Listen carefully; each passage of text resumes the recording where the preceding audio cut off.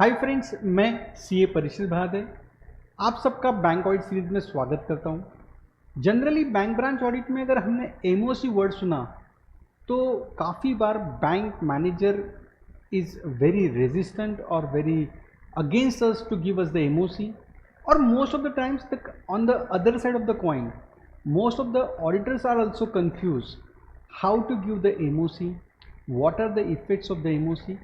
Instead of giving the MOC or finding the complexity in giving the MOC format certification, auditor tries to neglect the MOC. So friends, if you are a beginner of the bank branch audit, or if you want a MOC, you want to learn about the MOC, I am preparing this video.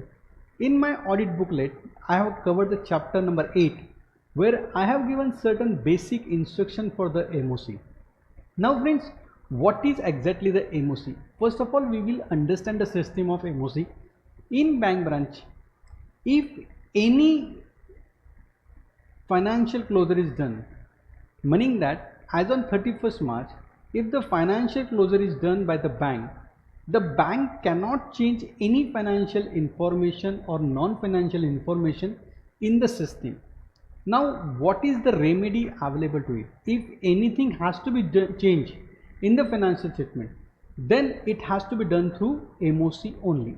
Sometimes the professional confuse that MOC is given only with respect to the asset classification. But friends, MOC is given with respect to balance sheet, MOC is given with respect to profit and loss account, MOC is given for asset classification, MOC is given for the subvention claims, MOC is given for any change in the outstanding balance of the advances, MOC is given for the any change in the returns. So friends, understood this that whenever you want to change any figure in the financial statements or the certificates or the in returns, then we have to pass the MOC. Now suppose if there is certain housing loan, it is not fitting in the definition of the priority sector, but the bank has classified the certain loan as a priority sector. Now as the auditor, you want to shift that particular account from priority sector to non-priority, then how you can do this? Just you have to pass an MOC. Now what changes has to be occurred in this particular MOC? That in earlier case, when the bank has classified this particular account as a priority sector, the bank has given the segment of the priority sector lending. Sector code of that particular bank will be of the priority sector. Now we have to check if that housing loan is given under the non-priority sector, what is the sector code they give. Now in the returns or in the MOC, we have to mention that old particular outstanding advances outstanding balance for this particular account is against this sector code. In revised financial statement, we want against this sector code. This is a MOC. Now take certain example of another MOC. If there is a revenue leakage, suppose in particular account 3 lakh rupees is revenue leakage, so the profit of the bank is going to be increased. But how you are going to give the effects? If the revenue auditor has given a recommendation that in particular account the revenue leakage is 3 lakh rupees, but due to certain facts the bank is not able to given the effects of that particular revenue audit report. Now as a statutory auditor, you insist that it should be given. You cannot mention only in the LFAR remarks, you have to pass an MOC. In this case, you have to pass the MOC like you have to increase the outstanding balance of that particular loan account, meaning that we have to give the GL code of that particular advances. It may be CCOD, 3 lakh rupees debit, credit 3 lakh to your, suppose it is a processing charges, suppose.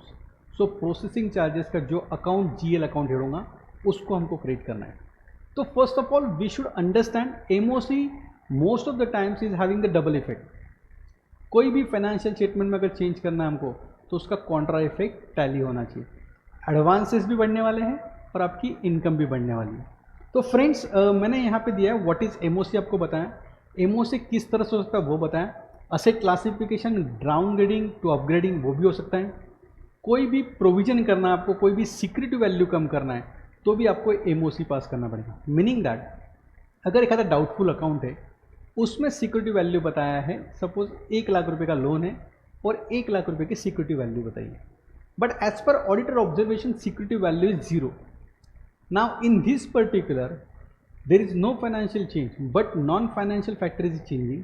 So in this case हमको security value change करना है, उसका sector code change करना है, उसमें जो particular code होगा advances report में वो कोड को चेंज करना है, और इसका सेकंड इम्पैक्ट आना है आपका प्रोविजनिंग रिक्वायरमेंट पे.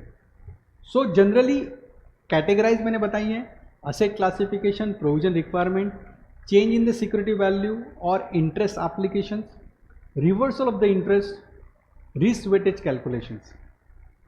देन बैलेंस शीट से हो सकता है, प्रॉफिट एंड लॉस अकाउंट से रिलेटेड हो सकता है, क्लासिफिकेशन ऑफ एडवांसेस से हो सकता है, कोई आउटस्टैंडिंग बैलेंस में चेंज करना है, कोई रिटर्न में चेंज करना है, कोई रिस्क वेट में चेंज करना है. होप सो अभी तक आप सबको यही समझ में आ ही गया होगा कि MOC just not only related with the asset classification, it is more broader concept. Financial statement में, कोई भी फाइनेंशियल रिपोर्ट्स में, नॉन फाइनेंशियल सेगमेंट में, सीबीएस सिस्टम में अगर कोई भी चेंज करना है तो उसको हमको देना है MOC. Now what important other factor has to be consider while drafting MOC.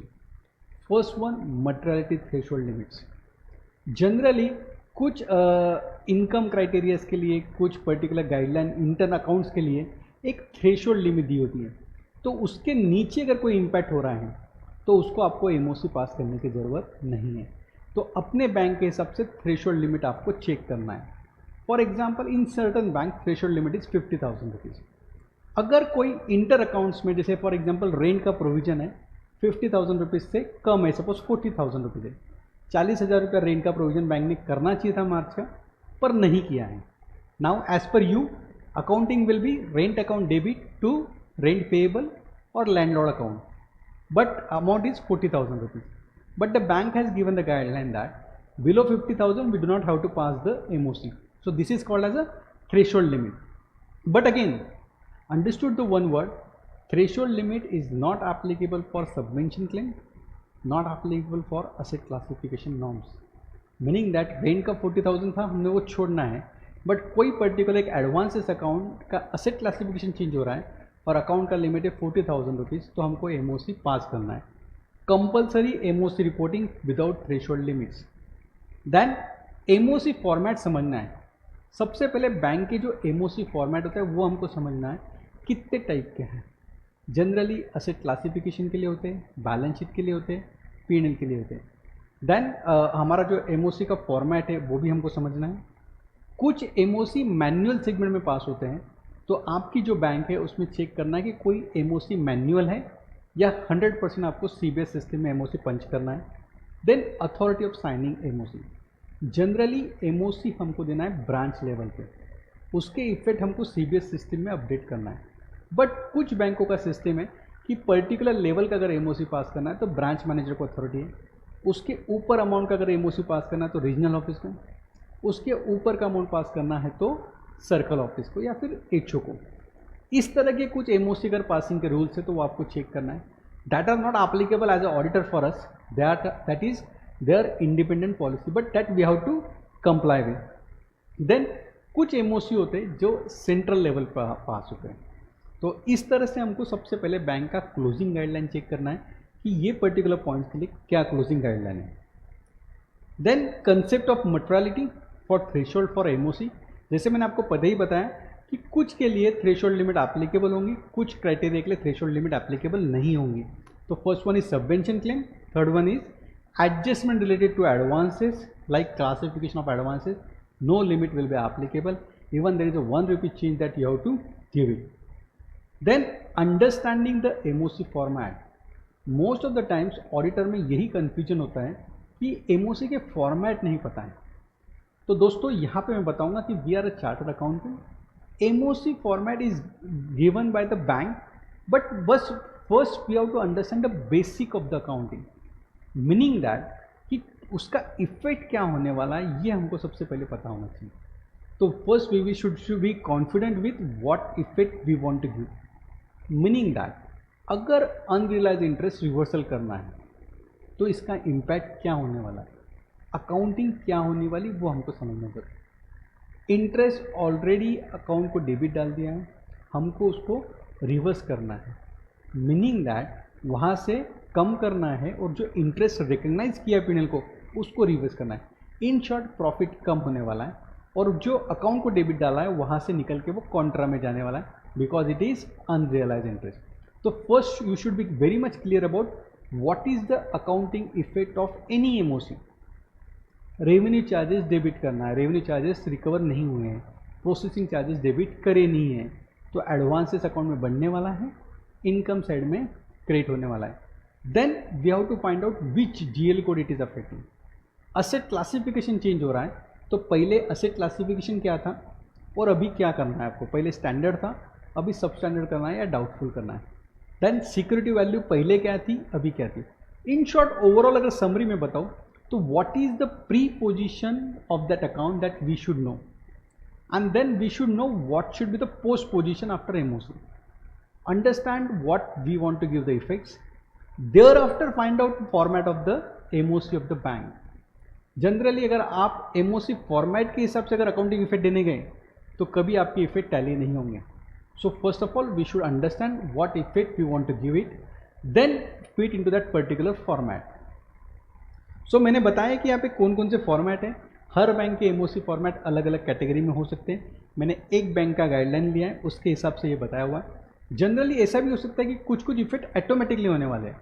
एक MOC अगर आपने भर दिया तो सेकंड इफेक्ट ऑटोमेटिक होने वाला है, तो वो भी हमको चेक कर लेना है। Now the important issue is कि if there is a disagreement between MOC, अगर बैंक ब्रांच ऑडिटर के हिसाब से MOC है अकाउंट, MOC देना चाहिए, but the bank manager is not agreeing, then that matter should be referred to controlling authorities. But as far as the auditor is concerned, we have to pass the MOC at branch level only. Meaning that हम कोई भी MOC या फिर कोई भी change central auditor के लिए हम नहीं छोड़ सकते हैं। अगर हमको लगता है कि ये इफेक्ट देना चाहिए, ये इफेक्ट गलत है, तो इसका इफेक्ट ब्रांच लेवल पे होने वाला है। नाउ व्हाट इज देयर हियरार्ची कि वो कंट्रोलिंग अथॉरिटी को पूछेंगे, सर्कल ऑफिस में पूछेंगे, that is the bank manager position, not for us. Just we have to confirm that that particular MOC is to be passed and the MOC is very right one, then we can pass the entries. Then important point, last year में जो MOC हुआ है इसका effect central level पे हो जाता है और हमको इस साल में ये कंफर्म करना है कि लास्ट ईयर के जो MOC इफेक्ट्स थे वो इस साल हमने CBS सिस्टम में दे दिए हैं।